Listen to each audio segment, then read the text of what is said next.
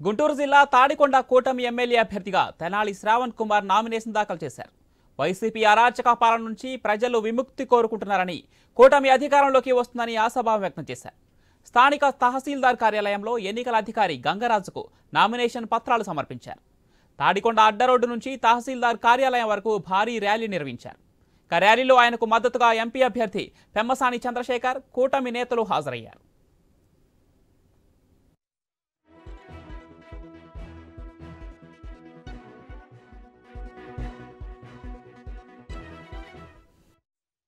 నియోజకవర్గానికి సంబంధించిన అసెంబ్లీ అభ్యర్థిగా తెలుగుదేశం, జనసేన, బీజేపీ పార్టీల ఉమ్మడి అభ్యర్థిగా నేను తెనాలి శ్రావణ్ కుమార్ మీ అందరికీ సుపరిచితుడిని.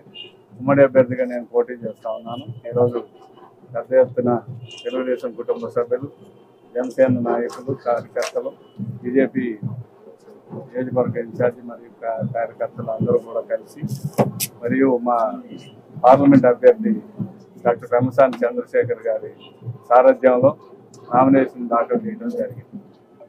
రాష్ట్రం అనేక సమస్యలు ఎదుర్కొంటుంది.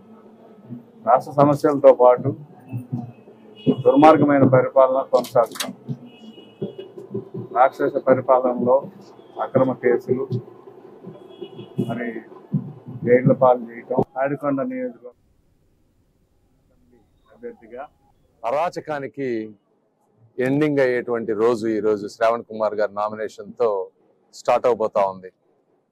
ఈరోజు రెస్పాన్స్ చూస్తే 3 కిలోమీటర్ల దూరం ఇసుక వేస్తే రాలనంత మంది, ఆఖరికి నామినేషన్ పత్రాలు తీసుకునే రిటర్నింగ్ ఆఫీసర్ కూడా 2 గంటల ట్రాఫిక్ లో తెలుగుదేశం పార్టీ, జనసేన, బీజేపీ కార్యకర్తల మధ్య చిక్కుకుపోయి మా వాళ్ళు వెళ్ళి వారిని ఈ రోజున ఆఫీసుకు తీసుకొస్తే తప్పించి నామినేషన్ వేసేటువంటి పరిస్థితి కూడా లేదు.